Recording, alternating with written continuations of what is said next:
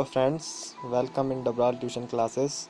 आज हम लोग डिस्कस करने वाले हैं फ़िज़िक्स के एमसीक्यूज़। 12 एमसीक्यूज़ को हम लोग अभी डिस्कस करेंगे। ये जो एमसीक्यूज़ हैं वन दरोगा, उत्तराखंड वन दरोगा और अदर सिविल एग्ज़ाम तक की ये लेवल क्वेश्चंस का है इसमें। और अदर जो स्टेट हैं और जो सेंट्रल एग्ज़ाम होते हैं उनमें भी ये क्वेश्चंस बार बार रिपीट होते हैं, इसलिए इन सभी क्वेश्चंस को आप थोड़ा ध्यान में नोट करिएगा अपनी कॉपी में। और बहुत जो एग्ज़ाम है पॉइंट ऑफ व्यू से बहुत इंपॉर्टेंट क्वेश्चन है ये। फर्स्ट जो क्वेश्चन आपकी स्क्रीन पर फ्लैश हो रहा है कि इंद्रधनुष किस प्रकार का स्पेक्ट्रम है। बेसिकली इंद्रधनुष जिसको आप रेनबो कहते हैं, और सभी लोग जानते होंगे कि ये रेनबो किस कंडीशन में बनता है। रेनबो नॉर्मली तब बनता है जब आसमान में बारिश हो रही हो, हल्की बूंदाबांदी हो रही हो और साथ में सनलाइट भी प्रेजेंट हो, उस कंडीशन में ये इंद्रधनुष या रेनबो बनता है। और बेसिकली ये रेनबो अगर हम साइंस के पॉइंट ऑफ व्यू से देखें तो इसमें 3 फेनोमेना होता है। 3 फेनोमेना वो कौन सा है? फर्स्ट है रिफ्रैक्शन, सेकंड है डिस्पर्जन एंड थर्ड है TIR। ओके, तो अगर यहाँ पे हम एक फिगर के थ्रू समझते हैं कि एटलीस्ट ये फिनोमेना होता कैसे है। फर्स्ट ऑफ ऑल, जैसे वाटर है, वाटर एक ड्रॉपलेट की फॉर्म में आसमान से नीचे अर्थ पर गिर रही होती है, तो उस टाइम होता क्या है कि जो सनलाइट है, जो विजिबल लाइट है, वाइट लाइट है, वहाँ से इस टाइप की कुछ रेडिएशन पड़ती है। और वो रेडिएशन अभी आप देख रहे होंगे कि ये है आपका एयर, ये वाली है एयर। और ये वाटर, जो वाटर की ड्रॉपलेट्स है यहाँ पे, ये वाटर की ड्रॉपलेट्स हैं कैसी, ये है डेंस। तो ये रेयर मीडियम है, ये डेंस मीडियम है। और आपने पढ़ा है रिफ्रैक्शन यानी अपवर्तन में कि जब लाइट रेयर से डेंस मीडियम में जाती है तो या तो वो अभिलंब की ओर झुक जाती है या फिर अभिलंब से दूर हट जाती है। ओके, तो फर्स्ट में ये जो रेडिएशन है, जो किरण है, प्रकाश किरण, ये रेयर से डेंस में जा रही है, इसलिए थोड़ा ये अभिलंब की ओर झुक जाएगी। ओके, तो जैसे ये रेडिएशन अंदर जा रही है, ये ऐसी करके रेडिएशन वाटर में जाती है, तो वाटर में जाने के बाद ये थोड़ा सा अपने मार्ग से, या ये कहें कि अपने पथ से थोड़ा डेविएट हो जाती है, और डेविएट होके थोड़ा नीचे की तरफ मुड़ जाती है। यहाँ पे इस टाइप से थोड़ा नीचे की तरफ मुड़ जाती है। तो ये जो फर्स्ट फिनोमेना यहाँ पे हो रहा है, ये है रिफ्रैक्शन का फिनोमेना यानी अपवर्तन का फिनोमेना। ओके, और नेक्स्ट होता है इसमें डिस्पर्जन। अच्छा, डिस्पर्जन में होता क्या है? डिस्पर्जन क्या होता है कि जब वाइट लाइट जैसे प्रिज्म वगैरह, प्रिज्म या वाटर ड्रॉपलेट पे पड़ती है, तो वाइट लाइट 7 कलर्स में डिवाइड हो जाती है। और उस 7 कलर्स कौन से हैं? आप जानते हैं ना, विबग्योर से हम उसको याद रखते हैं। तो 7 कलर में वाइट लाइट का डिस्पर्स हो जाना ही क्या कहलाता है? डिस्पर्सन। ओके, तो फर्स्ट यहाँ पे रिफ्रैक्शन तो हो गया, और जैसे ही ये लाइट आगे एंटर करती है, तो आगे एंटर करने के बाद ये जो वाटर जो ड्रॉपलेट है यहाँ पे, इसके इस सरफेस पे जैसे ही पड़ता है, ये 7 कलर्स में यहाँ पे 7 कलर्स में डिस्पर्स हो जाता है। तो यहाँ पे जो सेकंड फेनोमेना हो रहा है, ये हो रहा है डिस्पर्जन। ओके, डिस्पर्जन हो रहा है। और थर्ड फिनोमेना क्या होता है? थर्ड फिनोमेना होता है TIR। It means total internal reflection, यानी पूर्ण आंतरिक परावर्तन। पूर्ण आंतरिक परावर्तन क्या होता है और किस कंडीशन में होता है? ये देखिए, पूर्ण आंतरिक जो परावर्तन है, ये उस कंडीशन में होता है जब जो प्रकाश किरण है वो सघन से विरल माध्यम में जा रही हो, और सघन माध्यम में जब प्रकाश किरण पड़े तो वो जो तल होता है, तल पर वो इतने डिग्री पर पड़े कि जो आपका अपवर्तन कोण है, अपवर्तन कोण 90 डिग्री हो जाए। तो उस कंडीशन में जो लाइट होती है, जो रेडिएशन होती है, वहाँ पर जो लाइट उस सेकंड मीडियम में नहीं जाती है, बल्कि फर्स्ट मीडियम में ही सरफेस से टकराकर वापस चली जाती है। तो उस प्रोसेस को कहते हैं टोटल इंटरनल रिफ्लेक्शन। रिफ्लेक्शन का मतलब क्या होता है? परावर्तन का मतलब क्या होता है? जैसे ही लाइट किसी चिकनी सरफेस पे पड़ती है, तो फिर चिकनी सरफेस से टकराकर फिर से वापस अपने मार्ग पे चली जाती है। तो टोटल इंटरनल रिफ्लेक्शन का मतलब ये है कि जो टोटल रेडिएशन है वो इस एंगल पर उस सरफेस पर आपतित होती है कि वो रेयर मीडियम में न जाकर, रेयर जो मीडियम है आपका उसमें न जाकर सीधे फिर से डेंस मीडियम में ही वापस चली जाती है। तो इस प्रकार से टोटल इंटरनल रिफ्लेक्शन जो तीसरी फिनोमेना है यहाँ पे TIR वो यहाँ पे होती है। तो total internal reflection third phenomena है जो रेनबो के थ्रू बनता है। अब फर्स्ट है रिफ्रैक्शन, सेकंड है डिस्पर्जन, डिस्पर्जन के थ्रू 7 कलर्स बन गए और 7 कलर्स के बाद TIR टोटल इंटरनल रिफ्लेक्शन बन गया। ओके, तो ये 3 फिनोमेना रेनबो जब बनता है तो उस टाइम होते हैं। और इनमें जैसे TIR है, TIR के बारे में आपने सुना होगा कि जैसे रेगिस्तान में होता है, रेगिस्तान में जब कोई घूम रहा होता है दिन में जैसे धूप में, तो उस टाइम उसको वहाँ पर कहीं ऐसा नज़र आता है कि कहीं पानी है, बट वहाँ पे पानी होता नहीं है।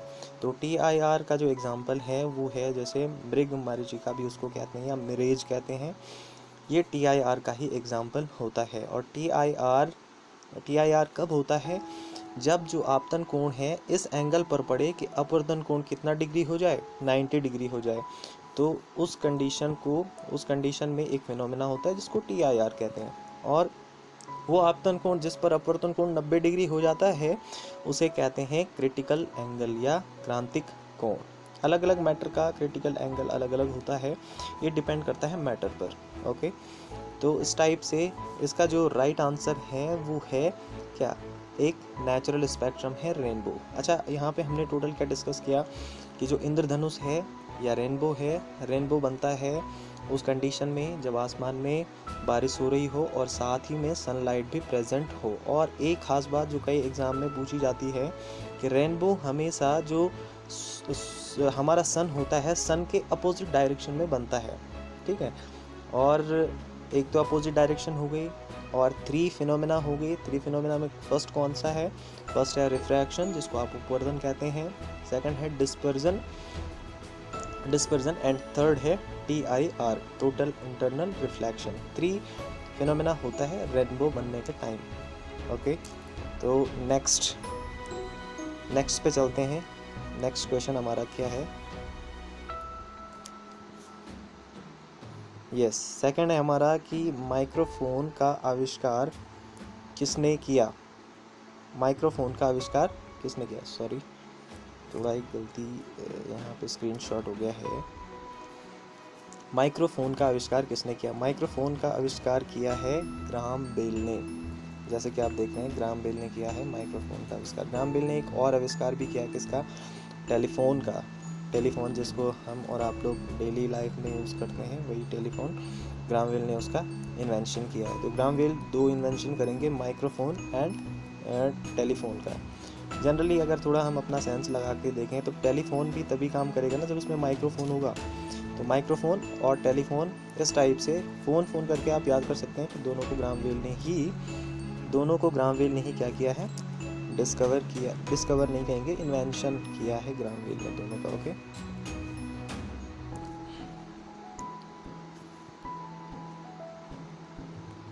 नेक्स्ट है कार्य का मात्रक।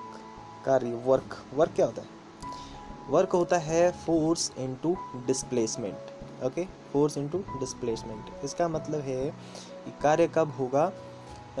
जब हम किसी वस्तु पर कुछ बल लगाते हैं और बल लगाने के बाद उस वस्तु में कोई विस्थापन हो जाता है तो उस कंडीशन में कार्य होना माना जाता है।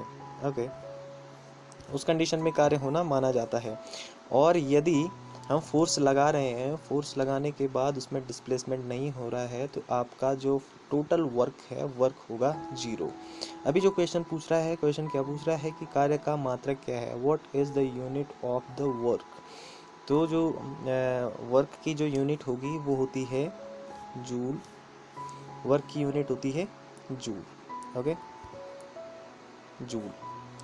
अच्छा, अदर फैक्ट्स हम इसमें डिस्कस करेंगे। अदर फैक्ट्स क्या है कि जो वर्क होता है इट मीन्स W बराबर होता है force into displacement, small D करके लिखूंगा मैं इसको, force into displacement.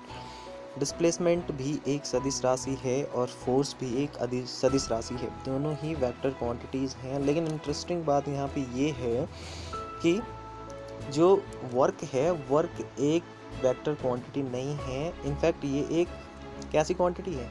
Scalar quantity है। इट मीन्स इसमें केवल मैग्नीट्यूड होता है, अदर डायरेक्शन नहीं होती। तो वर्क दो वेक्टर्स, जो वेक्टर क्वांटिटी हैं उनका स्केलर फॉर्म है, स्केलर फॉर्म। ओके, तो हमेशा ध्यान रखिएगा कि जो वर्क होता है, वर्क कभी भी वेक्टर नहीं होता है, ये स्केलर क्वांटिटी होती है। ओके, अच्छा, अगर हम इसकी यूनिट की बात करें, एक तो जूल तो होता ही है, लेकिन इसके साथ ही जो अदर इसकी यूनिट हो सकती है फोर्स का। फोर्स को आप किस में मेज़र करते हैं? फोर्स को आप न्यूटन में मेज़र करते हैं। और साथ ही डिस्प्लेसमेंट क्या होता है? डिस्प्लेसमेंट यानी विस्थापन। विस्थापन को आप किससे मापेंगे? विस्थापन को आप मापेंगे किससे? मीटर से। तो newton into metre, it means newton metre, newton metre एक इसका फॉर्मूला बन गया, एक इसकी जो यूनिट बन गई वो है न्यूटन मीटर। नोट कर लीजिए आप कॉपी में, कॉपी पेन लेके यहाँ पे आप पढ़िए। ओके, तो एक यूनिट है न्यूटन मीटर। दो कभी कभी पूछ सकता है कि वर्क की अदर यूनिट क्या है, तो एक न्यूटन मीटर हो गई और एक फर्स्ट हो गई जूल। ओके, और अदर चीज़ें यहाँ पे जो डिस्कस करने वाले हैं वो है कि एटलीस्ट एक जूल, तो हम बोल रहे हैं ना कि जूल है, लेकिन एक जूल या जूल होता क्या है? जूल होता क्या है? एक जूल क्या होता है? एक जूल, वन जूल। एक जूल क्या होगा? एक जूल की क्वांटिटी क्या होगी? एक जूल का मैग्नीट्यूड क्या होगा? तो एक जूल का मतलब ये है कि यदि हम एक न्यूटन का बल लगाने पर, एक जूल कितना कितना होगा? एक जूल होगा कि एक न्यूटन का बल लगाने पर यदि किसी वस्तु में एक न्यूटन का बल लगाने पर यदि किसी वस्तु में 1 मीटर का डिस्प्लेसमेंट हो जाए, तो इतना डिस्प्लेसमेंट हो रहा है 1 न्यूटन बल लगाकर, तो जो वर्क होगा आपका वो कितना जूल होगा? वो होगा 1 जूल। ओके, और जो जूल है, जूल को डिनोट किया जाता है जे से, कैपिटल जे से। ओके, इतनी बात क्लियर हो गई कि यहाँ पे जो यूनिट है वो दो यूनिट है। एक है न्यूटन मीटर जो आपने फॉर्मूला से डिराइव की है, एंड सेकंड जो यूनिट है वो है जूल। ओके, अच्छा, फिर थर्ड फैक्ट कभी कभी एग्जाम में पूछ लेता है कि जो जूल है, जूल को कहाँ से हमने जूल ही क्यों रखा, अदर चीज़ें हमने क्यों नहीं रखी?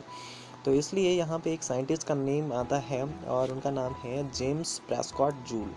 जेम्स प्रेस्कॉट जूल एक साइंटिस्ट हैं जिन्होंने वर्क, पावर एंड एनर्जी पे बहुत काम किया है, इसलिए उनके रिस्पेक्ट में हम लोगों ने नहीं बल्कि साइंटिस्ट लोगों ने यहाँ पे जो वर्क की जो यूनिट रखी है वो रखी है जूल। ठीक है ना? तो यहाँ पे हमने इतने फैक्ट देखे, न्यूटन मीटर और जूल, ये दो यूनिट्स हो गई। और जो वर्क होता है फोर्स इनटू डिस्प्लेसमेंट, और फोर्स को मापते हैं हम न्यूटन में, और जो डिस्प्लेसमेंट होता है उसको मीटर में मापते हैं। और जो वर्क है, वर्क एक स्केलर क्वांटिटी है, जबकि वर्क जो इक्वल होता है वो होता है फोर्स इनटू डिस्प्लेसमेंट, और जो फोर्स और डिस्प्लेसमेंट है वो दोनों ही वेक्टर क्वांटिटीज़ हैं। ओके, तो ये सेकंड क्वेश्चन का जो आंसर रहा ये जूल। ओके, नेक्स्ट करते हैं थर्ड क्वेश्चन। थर्ड क्वेश्चन हमारा क्या रहेगा? सॉरी बट ये क्वेश्चंस थोड़ा 47 वगैरह हैं, इन पे आप ध्यान मत दीजिए। अभी जो है 2 क्वेश्चन हम ऑलरेडी डिस्कस कर चुके हैं और अब करेंगे थर्ड क्वेश्चन को डिस्कस। अच्छा, थर्ड क्वेश्चन क्या है? थर्ड क्वेश्चन है आपका कि जो पारसेक है, पारसेक इकाई है, किस चीज़ की इकाई हो सकती है? द्रव्यमान की? नहीं, द्रव्यमान की भी नहीं होती है। चुंबकीय बल की? और चुंबकीय बल की भी नहीं होती है, चुंबकीय बल की भी नहीं हो सकती, समय की भी नहीं हो सकती। एग्जैक्टली जो पारसेक होती है दूरी, यानी डिस्टेंस की यूनिट।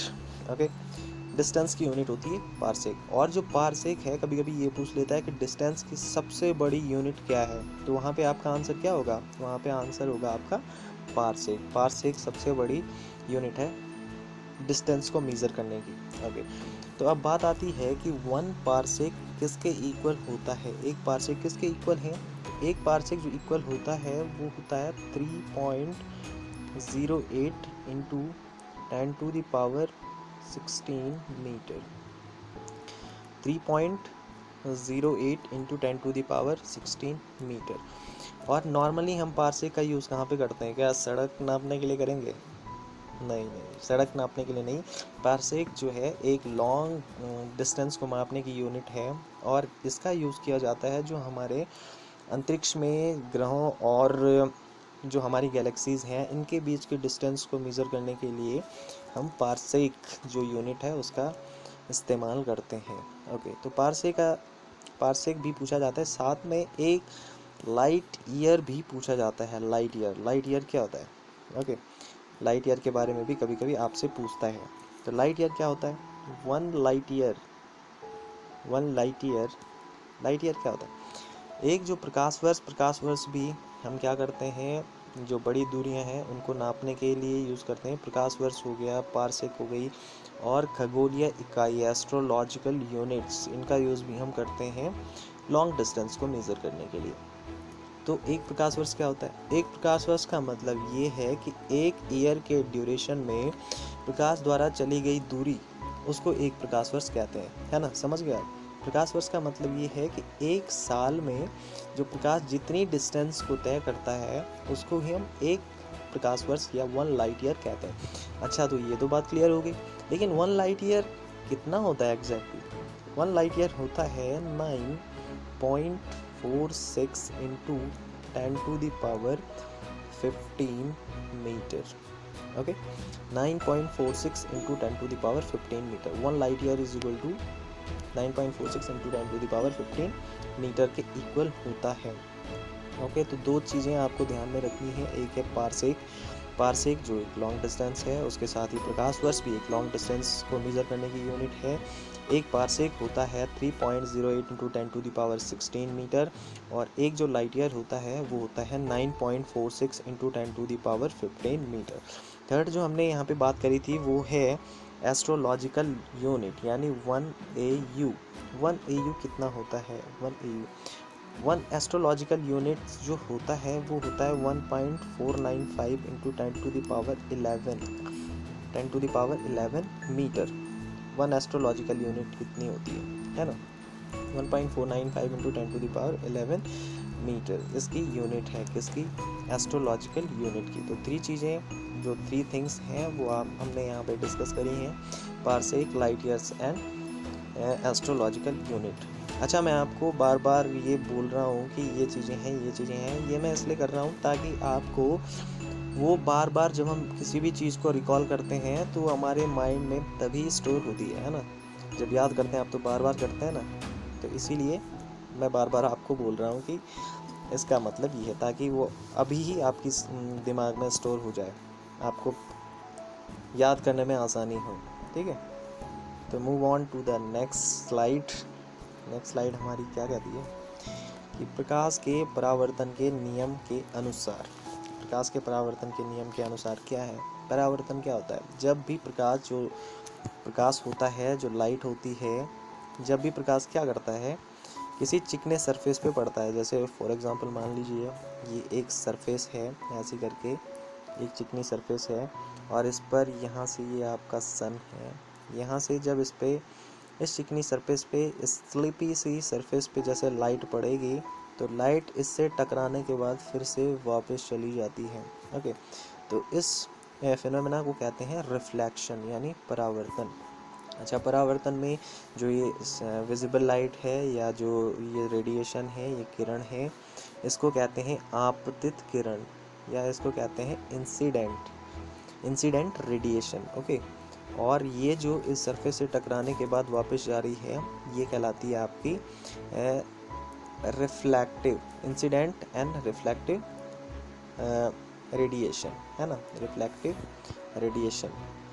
ओके, और यहाँ पे जिस पॉइंट पर ये आपतित या इंसिडेंट एंगल पड़ती है वहाँ पे हम लोग क्या मान लेते हैं? एक अभिलंब मान लेते हैं इस टाइप से, और इस अभिलंब के साथ ये जो इंसिडेंट एंगल जिस एंगल पे इस सरफेस पे पड़ती है उसको इंसिडेंट एंगल कहते हैं, और इसको रिफ्लेक्टिव एंगल कहते हैं साइड से। ये परावर्तित किरण हो गई, ये वाली, ये आपतित किरण हो गई, आपतित किरण, परावर्तित किरण, और ये बीच का अभिलंब, है ना? तो जो नियम है परावर्तन का, जो नियम है रिफ्लेक्शन का, जो नियम है वो ये कहता है कि जो आपतित किरण है इट मीन्स ये वाली, और जो परावर्तित किरण है ये वाली, और थर्ड वन क्या है, ये अभिलंब, ये अभिलंब, ये तीनों कहाँ होते हैं, एक ही तल में होते हैं। ये तीनों एक ही तल में होते हैं, इस पॉइंट पर यहाँ पे ये तीनों एक ही तल में होते हैं। तो फर्स्ट वाला ये तो हो गया एक रूल किसका, रिफ्लेक्शन का।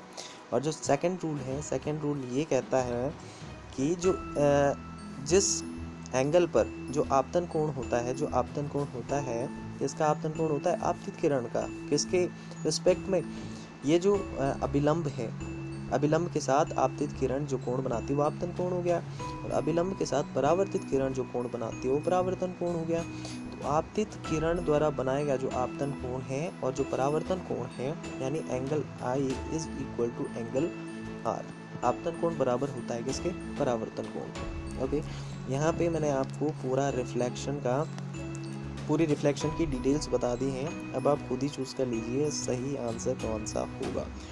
ओके, तो सही आंसर देख लीजिए आप, ऑप्शन में कौन सा है, क्या आपतन कोण परावर्तन कोण से बड़ा होता है, नहीं ये तो बिल्कुल नहीं है। सेकंड है कि आपतन कोण परावर्तन कोण के बराबर होता है, हो सकता है, यस ये राइट है। आपतन कोण परावर्तन कोण से कभी छोटा नहीं होता और सभी कथन सत्य हैं, ऐसा बिल्कुल भी नहीं हो सकता। तो राइट आंसर है आपका, आपतन कोण परावर्तन कोण के बराबर होता है। ओके, अच्छा चलिए नेक्स्ट स्लाइड पर चलते हैं। नेक्स्ट स्लाइड देखते हैं। यहाँ पे नेक्स्ट क्वेश्चन हमारा कौन सा है। नेक्स्ट क्वेश्चन है कि मात्रकों की अंतर्राष्ट्रीय पद्धति कब लागू हुई। मात्रकों की अंतर्राष्ट्रीय पद्धति it means SI unit. SI unit जैसे बोलते हैं ना कि किसी भी चीज़ की कोई भी जो क्वांटिटी है उसकी यूनिट क्या है, तो एक यूनिट ऐसी है इंटरनेशनल यूनिट जिसको पूरे वर्ल्ड के साइंटिस्ट एक्सेप्ट करते हैं, तो उसको हम इंटरनेशनल यूनिट कहते हैं। तो हर क्वांटिटी का एक इंटरनेशनल यूनिट होता है। ओके, जैसे हमने पहले ही पढ़ चुके हैं हम कि जैसे वर्क का होता है, वर्क का जैसे न्यूटन मीटर और जूल वगैरह हो गया, उस टाइप से प्रत्येक क्वांटिटी की एक इंटरनेशनल यूनिट होती है। इंटरनेशनल यूनिट जो एसआई है उसका पूरा नेम क्या है, उसका पूरा नेम है D international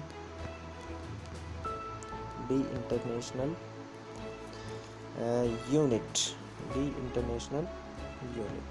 D international unit है ना, एसआई का पूरा नाम इंटरनेशनल यूनिट है। ओके, फिर सेकंड बात आती है कि ये जो इंटरनेशनल यूनिट है ये कब इम्प्लीमेंट हुई, कब से हम इसको एसआई यूनिट हम क्वांटिटी को दे रहे हैं। तो ये एसआई यूनिट हम क्वांटिटी को दे रहे हैं 1971 से।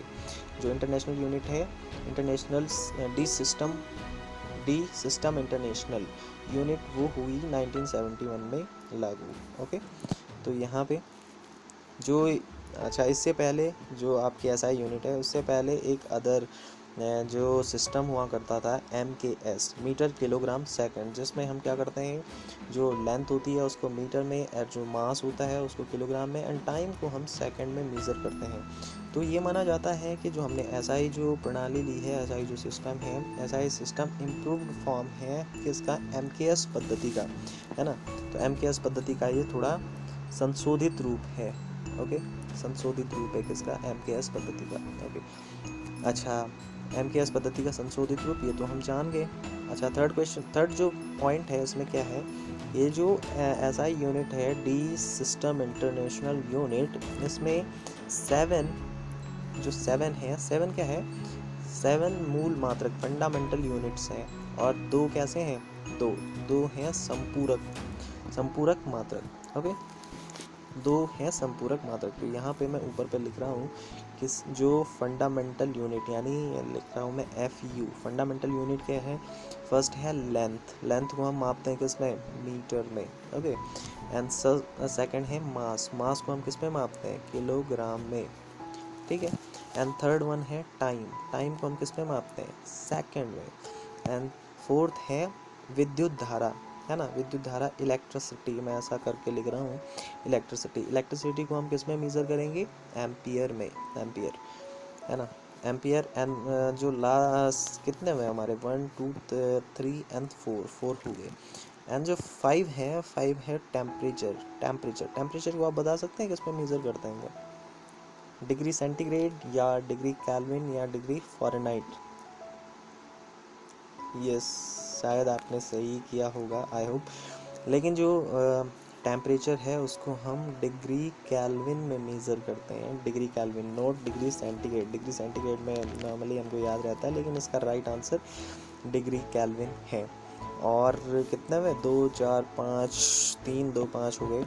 एंड लास्ट है, जो सेकंड लास्ट है वो है ज्योति तीव्रता। अब कैसे लिखूँ? ज्योति तीव्रता, ऐसा ही कर देता हूँ, ज्योति तीव्रता। इसको मापते हैं कैंडला में। ओके, कैंडला में CD करके लिखते हैं कैंडला। एंड जो सेवेंथ है, लास्ट जो फंडामेंटल यूनिट हमारे पास बचती है वो है क्वांटिटी ऑफ द सब्सटेंस, यानी पदार्थ की मात्रा। पदार्थ की मात्रा को हम किस में मापते हैं? हमेशा मोल में। केमिस्ट्री में आपने पढ़ा होगा ना, इतने मोल उतने मोल। तो पदार्थ की मात्रा वही होती है कि क्वांटिटी हम कितना ले रहे हैं। तो पदार्थ की मात्रा को हम किस में मेज़र करते हैं? मोल में। ओके, तो 7 फंडामेंटल यूनिट्स हो गई। और 2 अदर जो यूनिट हैं वो कौन सी यूनिट हैं? संपूरक हैं, संपूरक मात्रक हम उनको कहते हैं। तो संपूरक मात्रक में फर्स्ट है रेडियन एंड सेकंड है स्टेरेडियन एंड रेडियन। ओके, तो यहाँ पर हम बहुत सारी चीज़ें जान चुके हैं कि SI का पूरा नाम डी सिस्टम इंटरनेशनल यूनिट है। 1971 में ये लागू हुई थी। इसके 7 मूल मात्रक हैं और 2 इसके संपूरक मात्रक हैं। ये सारी चीज़ हम लोग अभी डिस्कस कर लिए हैं। ध्यान में रखिएगा, आप कॉपी में इसको नोट करते रहिए क्योंकि ये बहुत इंपॉर्टेंट है। और एक क्वेश्चन पे हम बहुत डीप जा रहे हैं, इसलिए आप थोड़ा इनको नोट कर लीजिए पॉइंट ऑफ व्यू से, किसके? एग्ज़ाम के पॉइंट ऑफ व्यू से। ओके, तो यहाँ पे 1971 सही है। Move on to next slide. Okay friends, तो ये हमारा क्वेश्चन कंप्लीट हो गया। नेक्स्ट स्लाइड पे जाते हैं। नेक्स्ट स्लाइड पे लिखा हुआ है क्या? विद्युत उत्पन्न करने के लिए कौन सी धातु का यूज़ किया जाता है? वो कौन सी मेटल है जिसका आप यूज़ करते हैं किसके लिए? इलेक्ट्रिसिटी को जनरेट करने के लिए।